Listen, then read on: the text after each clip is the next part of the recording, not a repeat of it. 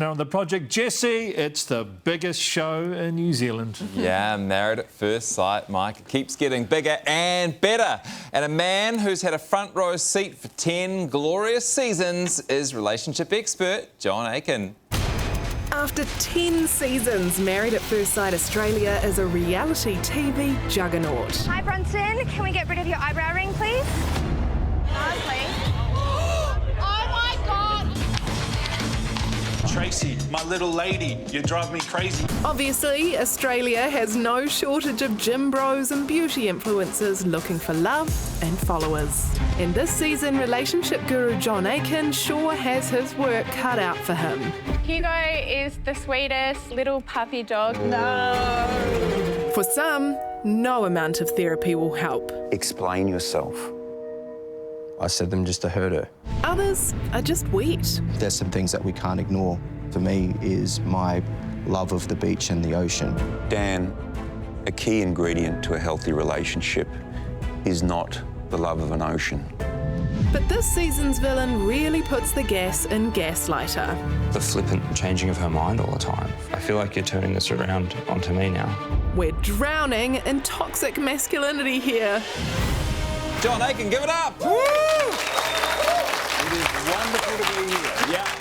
John, your intro was about as healthy as one of those relationships you're trying to help in Married at First Sight. Yes. So we've got the right man here. Welcome along to New Zealand. Yeah, look, we certainly have our hands full with this cast this year, Series 10. We wanted to make a splash, and I think we've done that. It's got people talking, and, you know, this year we've got quite a number of men behaving badly. Toxic masculinity, like it's like you're swimming through it this season. There's so much of it.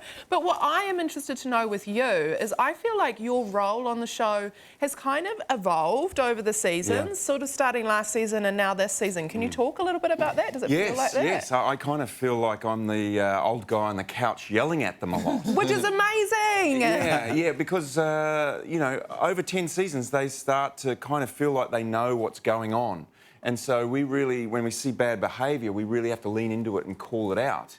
And I think this year we've really held mirrors up and held them to account, because if you don't do it then, they're just going to keep repeating old mistakes. And also I think it sends a message to the audience watching too. Like, you're meant to be this guy, this expert on this panel of experts. It's just like, oh, la, la, la, la, I can't see these guys being absolute losers. Yeah. It's very funny when I do it too, when I call them out, because they look at me as though no one's spoken to me like this before. It's like they've never heard this.